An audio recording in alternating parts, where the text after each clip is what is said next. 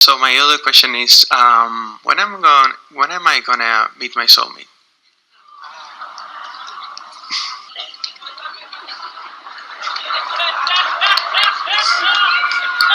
Well,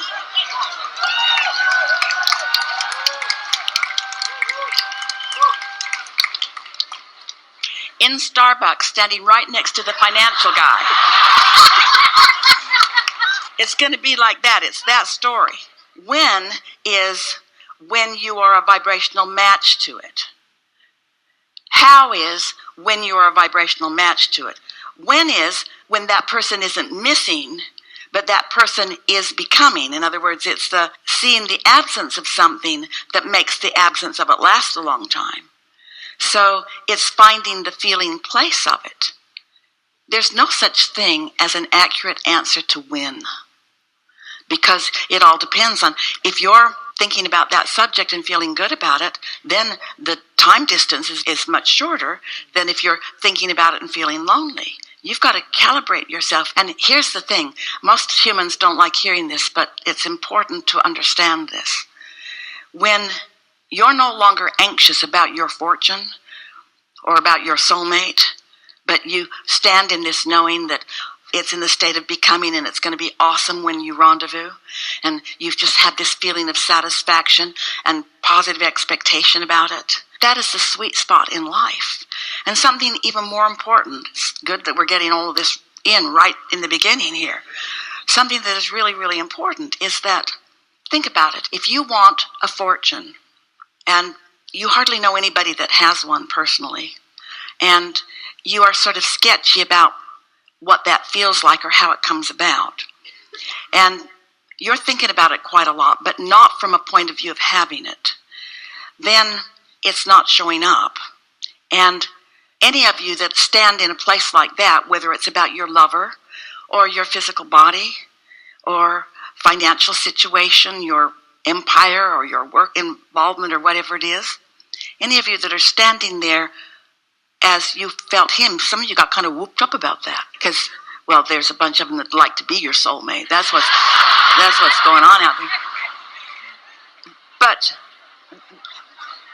when you're standing there feeling like that, you think that you'd like to just find someone with a crystal ball. Maybe I can talk to Abraham and get in the hot seat. Maybe I can get an answer that will take me directly to what I want.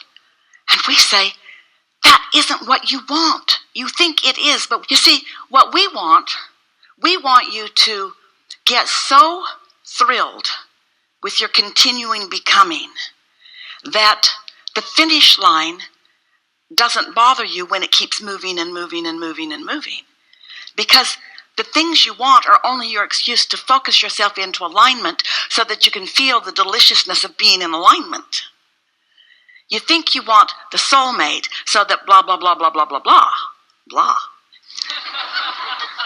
But you want that object of attention so that the universe can show off for you, so that your inner being can show off for you, so that you can gain the confidence of what being a powerful attractor is, you see. Because we promise you, you never get it done. As soon as you attract your soulmate, you will attract things to do together. You will attract evolutionary experiences together. Maybe your soulmate will be a perfect vibrational match to what you're doing in your business, and maybe not.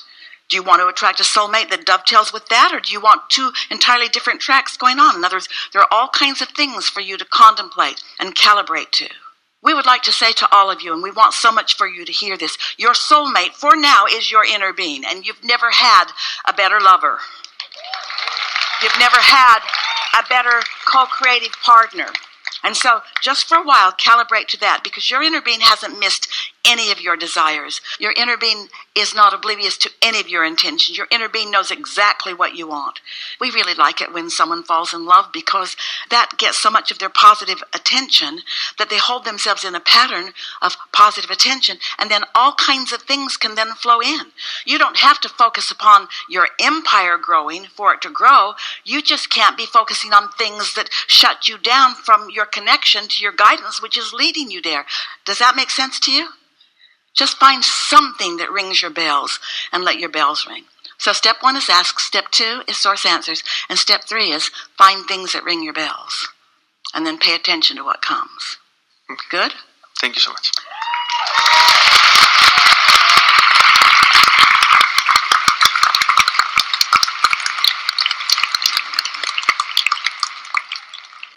One day, I'll tell you a story. One day, many days, Esther's hairdresser said to her, Esther, help me find a boyfriend. I know you know a lot of people. Help me find a boyfriend. And Esther would give her some version of what we just said, which she wasn't very excited about. This went on for about 18 months, once a week for 18 months. Help me find a boyfriend. Help me find a boyfriend. Help me. And then one day, Esther sat in her chair and she said, I met someone. I met someone. And Esther thought, wow, that manifestation's been coming. And now it's come into her full view. Well, you all really want that full view. You are so excited about that split second in which the thoughts turn to things, aren't you? You are. We get that. But we want you to be excited about how this part of it felt, and this part of it felt, and this part of it felt, and this part of it felt, and this part of it felt, and this part of it felt, and this part of it felt, this part of it felt. This came in, and then this came in, and then this came in. It just never gets done. Because otherwise, you spend most of your lives, like most people, disappointed that something hasn't come yet. When it has been coming, it is coming. You are the becoming of what you want to come. You are the becoming of everything that you're looking for. Your capacity to love, your capacity to be aware, your capacity for clarity, your capacity for new ideas, your capacity to rendezvous, your awareness of what you've rendezvoused with. Here's the thing. We know it seems like we should be moving through the crowd faster, but we are moving through the crowd quickly here with all of this. Are you getting some of what you're looking for? So when you start acknowledging that it's about your point of attraction, and you realize that when you came to this planet, there are no universities where there's no gravity school right before preschool. This is gravity school. You go over there, you're going to fall down there. Gravity just kind of teaches you how it is. And because it's consistent, you don't have a hard time accepting it or understanding it. Well, the law of attraction is like that, but way more and way more involved in more aspects of you. So in the same way that you have a field of gravity, you live in a field of attraction. You're moving through it segment by segment. When you came into this room, you entered a new segment. When the music stopped and Esther came on the stage, it's a new segment. When we got here, a new segment. When the telephone rings, it's a new segment. So when you realize that you're stepping into a new segment and you consciously think to yourself, I'm stepping into this field of attraction and this is how I've prepared myself vibrationally. I feel confident and I feel happy and I feel eager. Or I'm looking for this, or I'm looking for this, or I'm looking for this. When you consciously, deliberately acknowledge what you're looking for, and you've practiced the feeling place of it often enough that you can find it, what you're going to notice is that in more segments of your life, more of what you've actively been looking for will show themselves to you. What a fun way to live that is. Esther talked about how when she was very young, her father, against her mother's wishes, bought Esther a very expensive, by their standards then, orange dress. Esther really doesn't look good in orange, but her father didn't know it. And Esther didn't know it either. She just never really wanted to wear the dress. So Esther was talking about this orange dress. And then her sister, who was sitting at the table at the time, said, yeah, and I'm sure, Mother made me wear your orange dress to Grandpa's funeral. And everybody laughed because who would wear an orange dress to a funeral? Well, don't spend too much time thinking about that. But the next day, some of them were off shopping and they came to a storefront window and it was orange dress, orange dress, orange dress, orange dress, orange dress. There were more orange dresses in that store than should belong on the planet.